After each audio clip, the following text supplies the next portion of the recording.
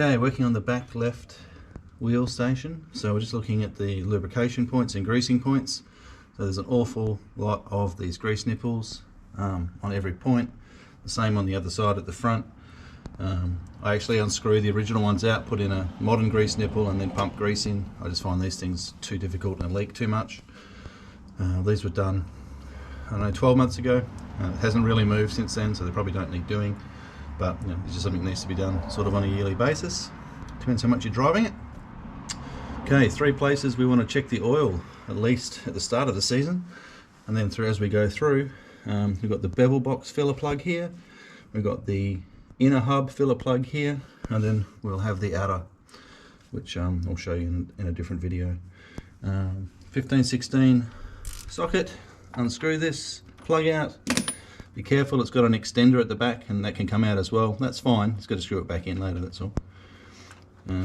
Ideally, you know, if you're on the flat, the oil and grease should just start bubbling out. If not, take a handy syringe with whatever you intend to use, inject some gear oil or semi-fluid grease,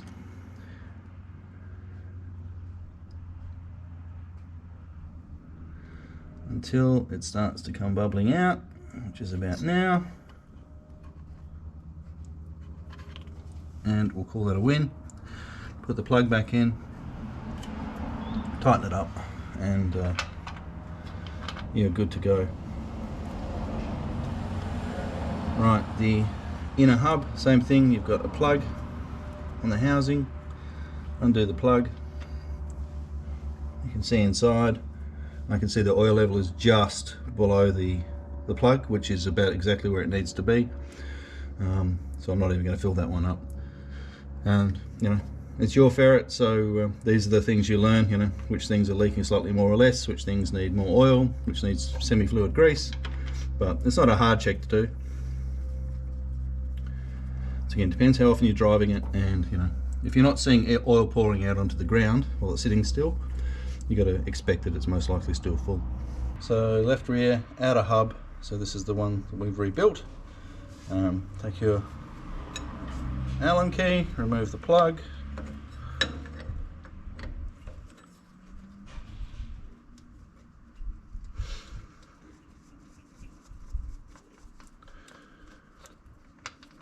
and I think the book says fill till 10 and 2, something like that.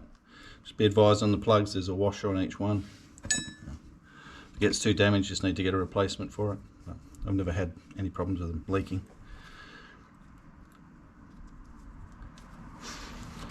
Take your gear oil of choice, it says 90 grade originally, and begin to fill.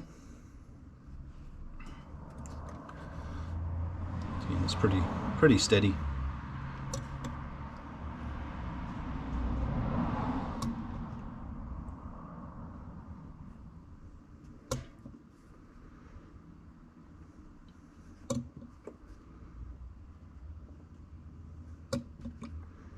I'm sure the book says, but I think it's about half a litre per hub, roughly. So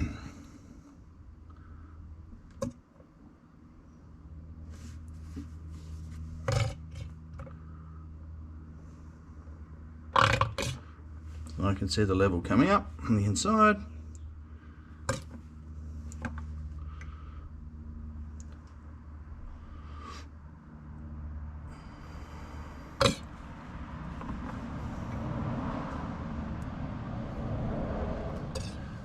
And I'm going to call that it.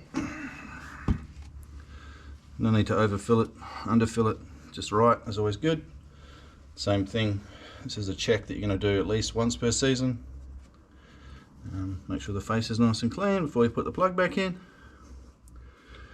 And there you have it. Just tighten it up, doesn't need to be blind tight, just tight enough to seal.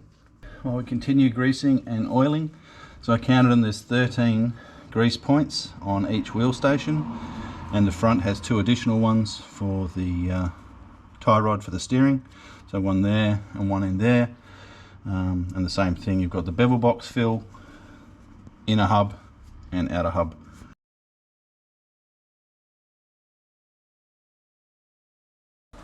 Okay, so that's the 3 oil reservoirs topped up, bevel box, inner hub, outer hub.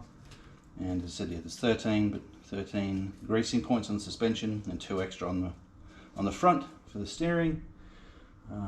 Like all things, when you've got it apart, it's always good to make sure everything looks tight and good. The brake lines were brand new when I put them on. So all the normal things you do with a vehicle, but especially an old vehicle. Probably noticed we didn't have to take the drums off, because you can just work on the whole outer hub without disassembling that. So don't make more work for yourself than you need to. This had brand new sleeve stainless steel wheel cylinders, a master cylinder. So I'm not expecting there should ever be any problems with those.